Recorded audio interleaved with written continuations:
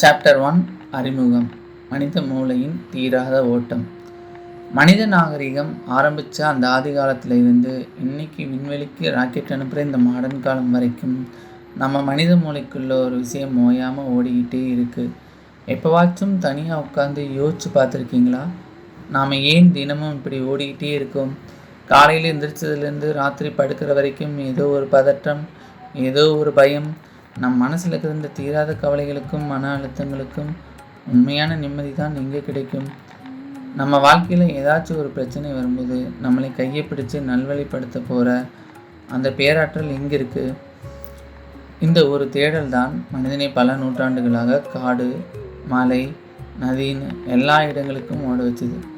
ஆனால் இந்த ஓட்டத்தோட முடிவில் மனிதன் தனக்குன்னு ஒரு பெரிய பிம்பத்தை உருவாக்குனான். அதுக்கான வச்ச பேரு தான் குரு.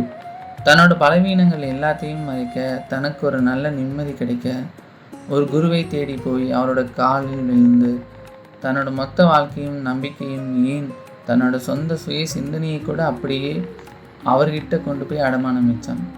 ஆனால் பல நூற்றாண்டுகளாக இந்த உலகத்தில் ரொம்ப புனிதமாக பிரம்மாண்டமாக கட்டமைக்கப்பட்ட இந்த குரு அப்படிங்கிற பிம்பங்களோட அசல் நிஜ முகம் என்ன? நம்ம ஆன்மீகம் அப்படிங்கிற பேரில் உண்மையிலே உண்மைத்தான் தேடி போகிறோமா, இல்லை ரொம்ப சுலபமாக ஏமாந்து விட்டு போயிட்டுருக்கோமா?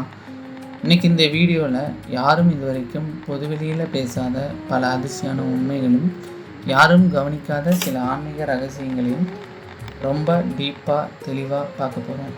ஸ்கிப் பண்ணாமல் முழுசாக பாருங்கள், ஏன்னா இந்த வீடியோ உங்கள் லைஃபையே மாற்றலாம். குரு என்ற சொல்லின் அசல் சயின்ஸ்.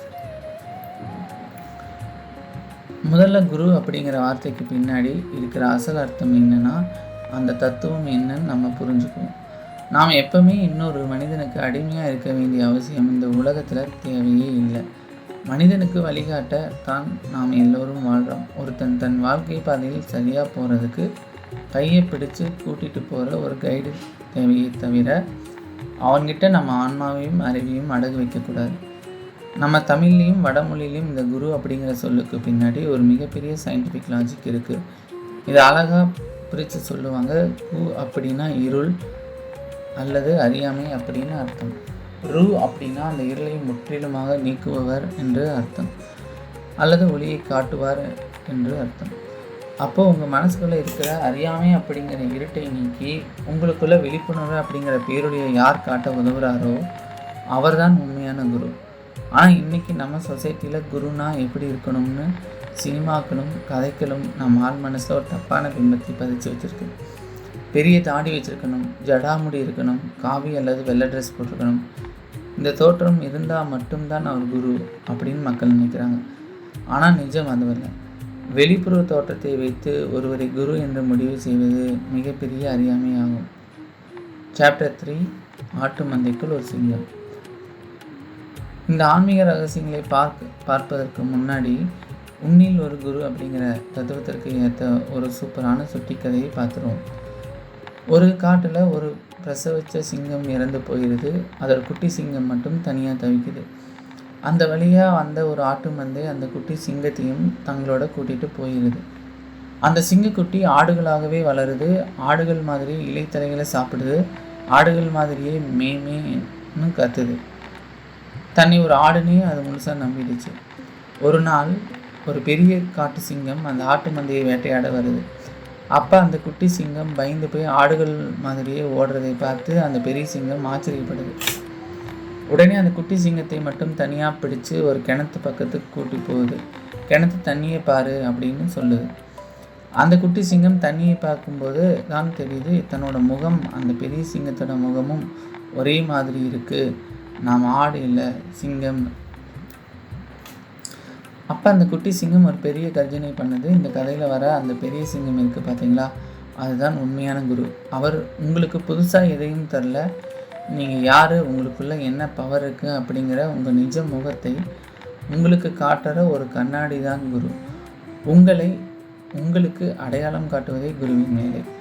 சாப்டர் 4 ஆன்மீகத்தின் பரிமாணங்கள். இப்போ நம்ம சொசைட்டியில் இருக்கிற அந்த 4 வகை குருக்கள் யாருன்னு பார்க்கலாம். முதல் வகை யாருன்னு பார்த்தீங்கன்னா ஆன்மீக ஞானிகள். இவங்க எந்த ஒரு சுயநலமும் பண ஆசையும் இல்லாமல் தங்களோட ஆழமான தியானத்தால் பிரபஞ்சத்தோட ரகசியத்தை உணர்த்துவாங்க. இவங்க உங்களை தங்களுக்கு அடிமையாக்கவே மாட்டாங்க. இதுக்கு மிக சிறந்த உதாரணம் பகவான் ரமண மகரிஷி மற்றும் ராமகிருஷ்ண பரமஹம்சர். இவங்ககிட்ட எந்த ஆடம்பரமும் இருக்காது, வெறும் அமைதி மட்டும்தான் இருக்கும். 2வது வகை பகுத்தறிவாளர்கள். இவங்க உங்களை பக்திங்கிற பேரில் மூட நம்பிக்கைக்குள்ளே விடாமல், என்னை நம்பாதே, உன்னை நீயே கேள்வி கேள் அப்படின்னு உங்கள் லாஜிக்கை தூண்டுவாங்க. ஜே கிருஷ்ணமூர்த்தி, ஓசோ இவங்களை இந்த லிஸ்ட்டில் சேர்த்துக்கலாம். இவங்க உங்களை சுதந்திரமாக யோசிக்க வைப்பாங்க. எந்த ஒரு பிம்பத்தையும் கண்மூடித்தனமாக பின்தொடரக்கூடாது என்பதில் உறுதியாக இருப்பார்கள். 3வது வகை மத போதகர்கள். இவர்கள் சாஸ்திரங்கள், வேதங்களை படித்து மக்களுக்கு ஒழுக்கத்தை சொல்லித் தருவாங்க. இவங்க சொசைட்டிக்கு நல்லது பண்ணுவாங்களே தவிர உங்களுக்கு ஆழமான ஆன்மீக விழிப்புணர்வை தரமாட்டாங்க. 4வது வகை தான் ரொம்ப ஆபத்தான பிஸ்னஸ் நெட்வொர்க், நவீன வணிக போலி குருக்கள். இவர்களை பற்றி நாம் விரிவாக பார்க்க போகிறோம். சாப்டர் 5, தீபத் துறவிகளின் பனிமலை ரகசியம், தும்மோ தியானம். இங்கே ஒரு யாரும் கவனிக்காத ஆச்சரியமான உண்மை என்னென்னா, தீபத் பனிமலையில் இருக்கிற சில உண்மையான துறவிகள் தும்மோ தியானம் அப்படின்னு ஒன்று பண்ணுவாங்க. இதோட வாவ் ஃபேக்டர் என்னன்னு தெரியுமா? சயின்டிஸ்ட்டுகள் இவங்களுக்கு லேபுக்கு கூட்டிகிட்டு போய் டெஸ்ட் பண்ணாங்க. -டிகிரி குளிர்காலத்தில் ஐஸ் தண்ணியில் நினச்சி ஒரு ஈரத்துணியை இந்த துறவிகளோட உடம்புல போத்துனாங்க. சாதாரண மனுஷனாக இருந்தால் நடுக்கத்தில் ஹார்ட் அட்டாக்கே வந்துடும். ஆனால் இந்த துறவிகள் தங்களோட மைண்ட் பவரால் உடம்போட வெப்பநிலையை அளவுக்கு அதிகமாக உயர்த்தி அந்த ஈரத்துணியை பனிமலையில் ஆவியாக மாற்றி காய வச்சாங்க. இந்த சயின்டிஃபிக்காக லேபுகளில் பலமுறை சோதிக்கப்பட்டு நிரூபிக்கப்பட்ட அரிய உண்மை. இவங்க தான் நிஜமான சித்தர்கள் மற்றும் ஞானிகள். ஆனால் இவங்க யார்கிட்டையும் காசு வாங்குறதில்ல, சோசியல் மீடியாவில் விளம்பரம் பண்ணுறதில்ல. இவங்க தங்களை விளம்பரப்படுத்துவதை முற்றிலுமே வெறுக்கிறார்கள். உண்மையான ஆற்றல் எப்போதும் அமைதியாகவும் விளம்பர வெளிச்சத்திற்கு அப்பால் தான் இருக்கும் என்பதற்கு இதுவே சான்று. சாப்டர் 6, வரலாற்று பக்கங்களின் கருப்பு புள்ளிகள், ஜோன்ஸ்டவுன் பேரழிவு. இப்போ நம்ம இந்த வீடியோவை மிக முக்கியமான, யாரும் எளிதில் பேச துணியாத ஒரு பகுதிக்கு வருவோம். போலி குருக்களாலும் குரு வழிபாட்டின் உச்சக்கட்ட குட்டுத்தனத்தாலும் உலக வரலாற்றில் நிகழ்ந்த மிக மோசமான மாபெரும் பேரழிவுகளை பற்றி தான் நாம் பார்க்க போகிறோம். இதில் முதலாவது சம்பவம் 1978ஆம் ஆண்டு அமெரிக்க வரலாற்றை உலுக்கிய ஜோன்ஸ்டவுன் பேரழிவு. ஜிம் ஜோன்ஸ் என்ற ஒரு நபர் தன்னை ஒரு மிகப்பெரிய ஆன்மீக வழிகாட்டியாகவும் மக்களின் மீட்பராகவும் கட்டமைத்து கொண்டான். சமத்துவம், அன்பு, அமைதி என்ற வார்த்தைகளை உதிர்த்து ஆயிரக்கணக்கான மக்களை தன்வசப்படுத்தினான். அவனது பேச்சை நம்பி மக்கள் தங்களின் ஒட்டுமொத்த சொத்துக்களையும் குடும்பத்தையும் அவனிடம் ஒப்படைத்தார்கள். அமெரிக்காவில் இருந்து கயானா என்ற நாட்டின் அடர்ந்த காட்டுப்பகுதிக்கு அவனுடன் குடிபெயர்ந்தார்கள்.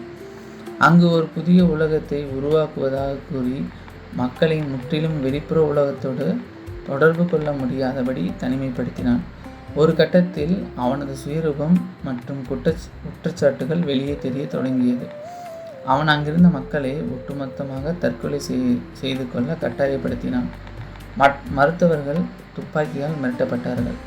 விளைவு 900க்கும் மேற்பட்ட அப்பாவி மனிதர்கள், அதில் 300க்கும் அதிகமான குழந்தைகள் ஒரே நாளில் சயனைடு கலந்த விஷத்தை கொடுத்து மாண்டனர்.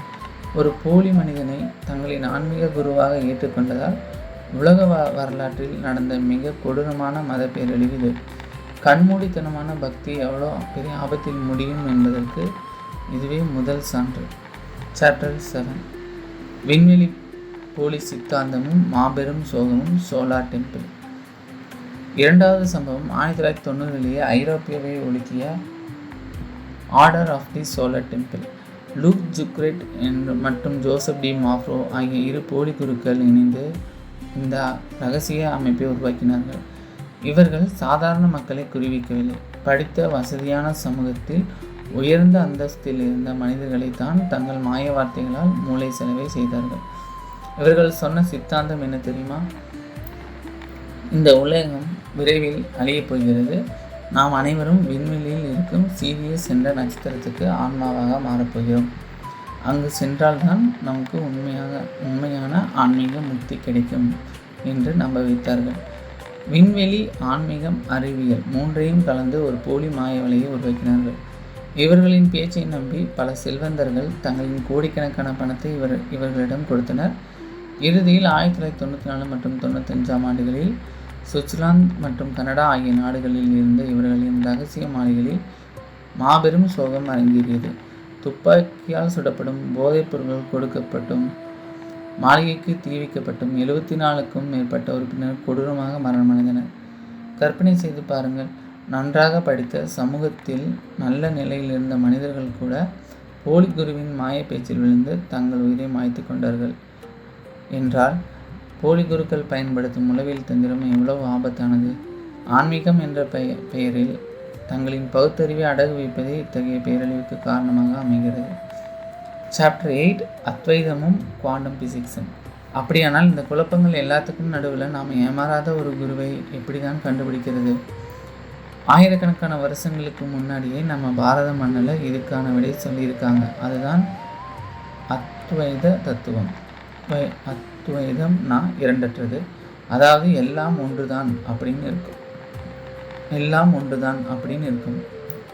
இங்கே தான் ஒரு மிகப்பெரிய வா ஃபேக்டர் இருக்குது. இன்றைக்கி இருக்க மாடர்ன் சயின்ஸ், குவாண்டம் ஃபிசிக்ஸ் என்ன சொல்லுதோ அதைத்தான் அன்றைக்கே அத்வைதம் சொல்லியிருக்கு. பிரபஞ்சத்தில் இருக்கிற எல்லாமே எனர்ஜி தான். நாம் எல்லாரும் தனித்தனி ஆட்கள் இல்லை, ஒரே எனர்ஜியோட வெளிப்பாடு தான் அப்படின்னு சயின்ஸ் சொல்லுது. ஒரு அழகான உதாரணம், ஒரு பானைக்குள்ளே இருக்கிற காற்றும் வெளியே இருக்கிற பிரம்மாண்டமான விண்வெளி ஆகாயமும் வேறையா?